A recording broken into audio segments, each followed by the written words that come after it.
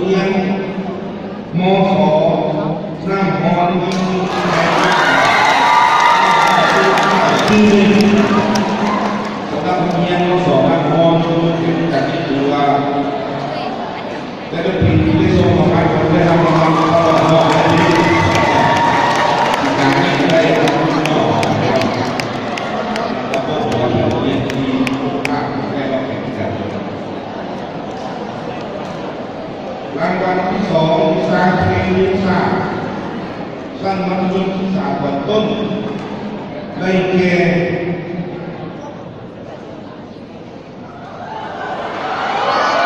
ม.2 น้ำหอม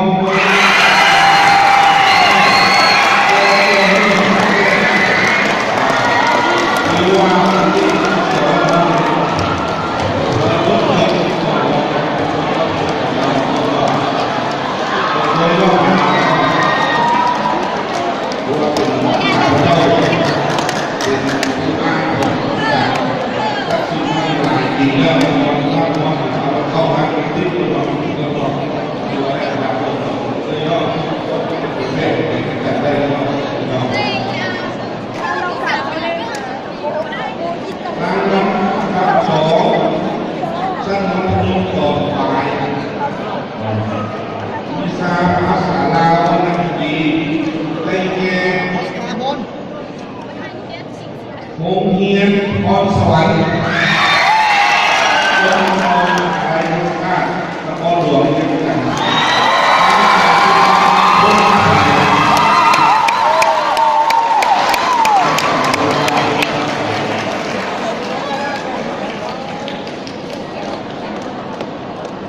รางวัลที่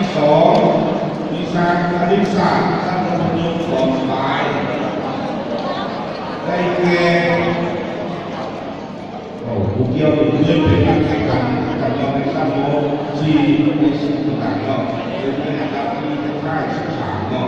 เป็นมาปีในอันดับที่2เนาะมาจากเรียนม.2 สันติภาพยอมรับได้จากที่มีชั้นม.4เราได้อันดับที่3เนาะในชั้นม.7เราดูสามารถได้ระดับ3ระดับ2เป็นคนแรกเลยเนาะรางวัลที่2วิชาฟิสิกส์ชั้นมัธยมปลายได้แก่โรงเรียนม.2 นองตังเนื่องจากรักแห่ง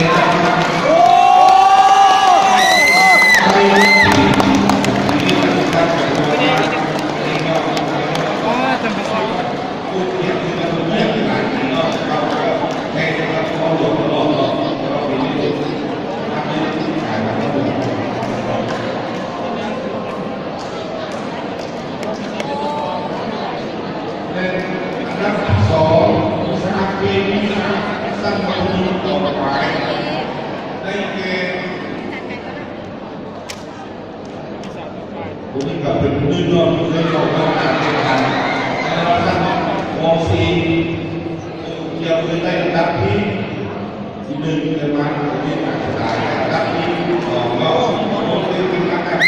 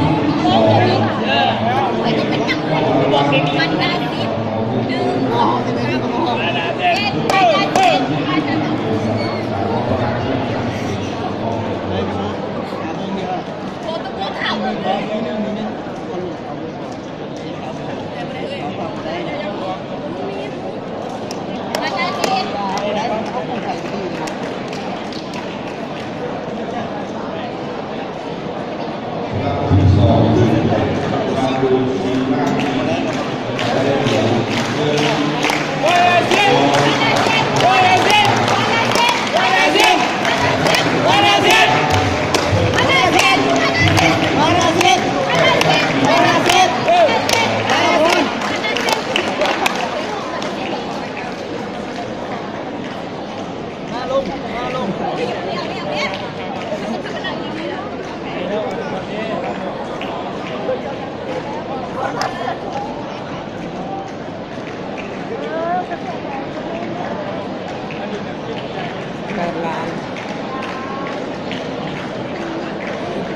สถานปันได้ปันนินค่ะ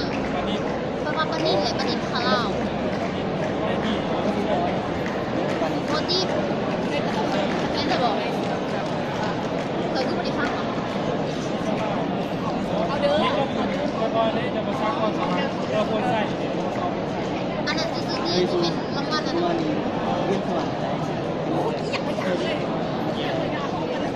มันเป็นซีนเหรอมันเป็นค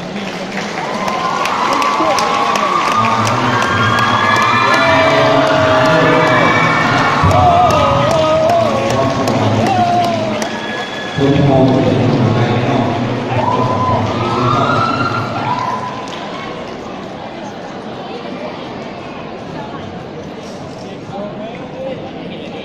สำหรับนักเรียนประเทศไทยที่เขาต้องการแข่งขันในทุกเดือนนี้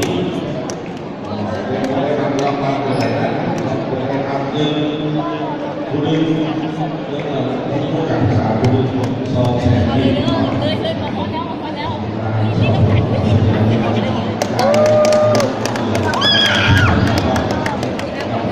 boleh apa s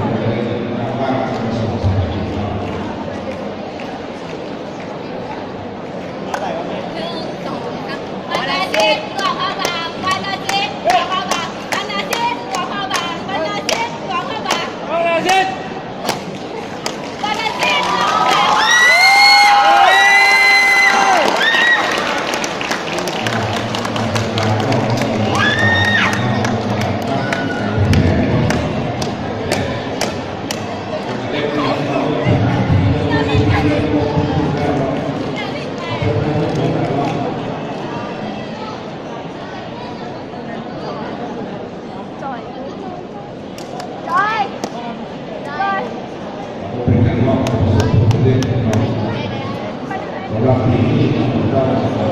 การดูของเซิร์ฟต่างๆสัปดาห์ละสำหรับห้องเรียนได้รับดูสองจากท่านประธานฝ่ายนี้เราสินค้าได้รับผลไปทัศนศึกษาเราคุณต่อมาแล้วก็การศึกษาคุณ